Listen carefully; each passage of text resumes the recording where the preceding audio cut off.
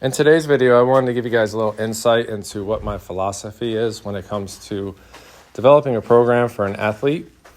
I've been fortunate enough over the years to work with athletes of all age groups, from middle school age up to the professional level. And one of the philosophies I really hone in on is quality over quantity.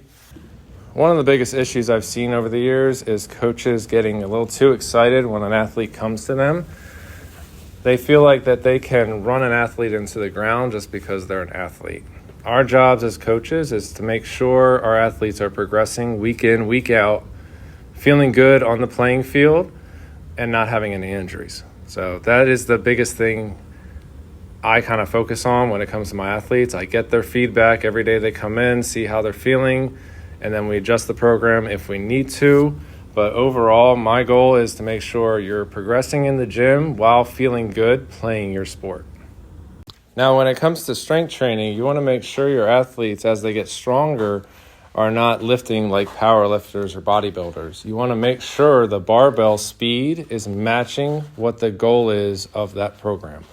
You always want the bar speed to be at a high enough level so that your athletes do not feel taxed and run down as they're getting stronger. Now, when it comes to developing a speed, agility, plyometric program for athletes, less is better. Quality over quantity is better. A lot of times coaches give their athletes too much too soon because they're athletes, and then you get hamstring pulls, groin pulls, etc. I honestly don't think a lot of coaches understand how little you need to start a program at when it comes to speed, agility, and plyometric work to avoid those overuse and annoying injuries. Now, as an example, you saw in the earlier photos with the field work with Leo, who was my tennis pro.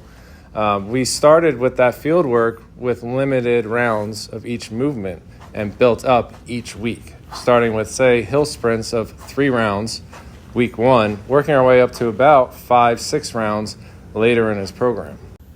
You'll also notice that in some of his clips, I had him holding his tennis racket for some of the drills during his field session. I only did this so that he could feel how his body would move while holding his tennis racket, but it was only for about 1 or 2 sets at that time. I also, during his field session, made sure that we picked that location because that location has thicker grass, which creates more drag. So hopefully that when he goes onto a tennis court, everything feels a lot easier and he can maybe move a little bit faster. So I know this is a short video, but hopefully it gave you a little insight into how I'm thinking when I'm developing a program for an athlete. I know it's short, but hopefully you got some good tips out of it.